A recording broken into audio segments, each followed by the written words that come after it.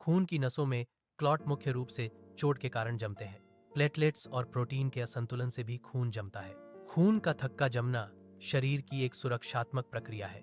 यह खून बहने से रोकने में मदद करता है। हालांकि कुछ मामलों में यह हानिकारक हो सकता है। शारीरिक निष्क्रियता के कारण ब्लड में अनचाहे थक्के बन सकते हैं। ये थक्के नसों को ब्लॉक कर सकते हैं। इसलिए थक्के बनने की प्रक्रिया को समझना महत्वपूर्ण है। जब नसों के अंदरूनी हिस्से में चोट लगती है तो शरीर उसे ठीक करने का प्रयास करता है। एथेरोस्क्लेरोसिस के कारण नसों में सूजन भी हो सकती है। शरीर इस सूजन को ठीक करने के लिए भी प्रतिक्रिया करता है। मरम्मत की प्रक्रिया में शरीर उस क्षेत्र में क्लॉट बनाता है। यह क्लॉट क्षतिग्रस्त नस को ठीक करने में मदद करता है। एथेरोस्क्लेरोसिस में नसों में चर्बी जमने से सूजन होती है। यह प्रक्रिया नसों को संकुचित कर सकती है। संकुचन से रक्त प्रवाह कम हो जाता है। रक्त प्रवाह में कमी से कई स्वास्थ्य समस्याएं हो सकती हैं। लंबे समय तक एक ही जगह पर बैठे रहने से रक्त का प्रवाह धीमा हो जाता है। सर्जरी के बाद बिस्तर पर पड़े रहने से भी रक्त का प्रवाह धीमा हो सकता है। रक्त का प्रवाह धीमा होने से खून जम सकता है। इसलिए लंबे समय तक एक जगह पर बैठे रहने से रक्त के थक्के बनने का खतरा बढ़ जाता है। धीमी गति से बहने वाले खून में जमने की संभावना बढ़ जाती है। खून के जमने से ब्लड वेसल्स में रुकावट आ सकती है। यह रुकावट शरीर के अंगों तक खून की आपूर्ति को बाधित करती है। खून में क्लॉटिंग प्रोटीन या प्लेटलेट्स बढ़ने से क्लॉट का खतरा बढ़ता है। क्लॉटिंग प्रोटीन और प्लेटलेट्स रक्त के थक्के बनाने में मदद करते हैं। इनकी अधिकता से रक्त वाहिकाओं में रुकावट आ सकती है। यह रुकावट हृदय, मस्तिष्क या फेफड़ों में गंभीर समस्या पैदा कर सकती है। खून में क्लॉटिंग प्रोटीन बढ़ना जेनेटिक कारणों से हो सकता है। हार्मोनल दवाएं, गर्भनिरोधक गोलियां भी इसका कारण बन सकती हैं। कुछ मामलों में कैंसर भी क्लॉटिंग प्रोटीन बढ़ा सकता है।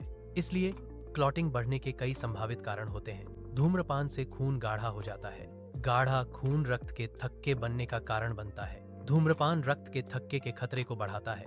मोटापा खून को गाढ़ा कर सकता है। गाढ़ा खून क्लॉट बनने का कारण बनता है। स्वस्थ जीवन शैली अपनाना जरूरी है। मोटापे से बचने के लिए व्यायाम करें। डिहाइड्रेशन से खून गाढ़ा हो जाता है। गाढ़ा खून रक्त के थक्के बनने का खतरा बढ़ाता है। पर्याप्त पानी पीने से खून पतला रहता है। डीप वेन थ्रोम्बोसिस डीवीटी एक ऐसी स्थिति है जिसमें शरीर की गहरी नसों में खून के थक्के बनते हैं। डीवीटी आमतौर पर पैरों की गहरी नसों में बनता है, लेकिन यह शरीर के अन्य हिस्सों में भी हो सकता है। यह स्थिति गंभीर हो सकती है क्योंकि थक्का टूटकर फेफड़ों में जा सकता है, जिससे पल्मोनरी एम्बोलिज्म हो सकता है। पल्मोनरी एम्बोलिज्म एक जानलेवा स्थिति है जिसके लिए तत्काल चिकित्सा की आवश्यकता होती है। दिमागी नसों में क्लॉट बनने से स्ट्रोक होता है। यह क्लॉट दिमाग में खून के प्रवाह को रोकता है। खून के प्रवाह में रुकावट से दिमागी कोशिकाएं मरने लगती हैं। स्ट्रोक के कारण शरीर के कुछ हिस्सों में लकवा हो सकता है। तुरंत इलाज से दिमाग को और नुकसान से बचाया जा सकता है। पल्मोनरी एम्बोलिज्म पी तब होता है जब नस का क्लॉट टूट जाता है। यह टूटा हुआ क्लॉट रक्त प्रवाह के माध्यम से फेफड़ों तक पहुंचता है। क्लॉट फेफड़ों में रक्त वाहिकाओं को अवरुद्ध कर सकता है। यह अवरोध फेफड़ों को नुकसान पहुंचा सकता है और हृदय पर दबाव डाल सकता है। शारीरिक निष्क्रियता, धूम्रपान, मोटापा एवं कैंसर से अनचाहे क्लॉट बन सकते हैं। गर्भावस्था या जेनेटिक कारणों से भी क्लॉट बन सकते हैं। खून के थक्के जमने के मुख्य कारणों में नसें क्षतिग्रस्त होना शामिल है। खून का प्रवाह धीमा होने से भी खून के थक्के जम सकते हैं। रक्त में असंतुलन भी खून के थक्के जमने का कारण बन सकता है।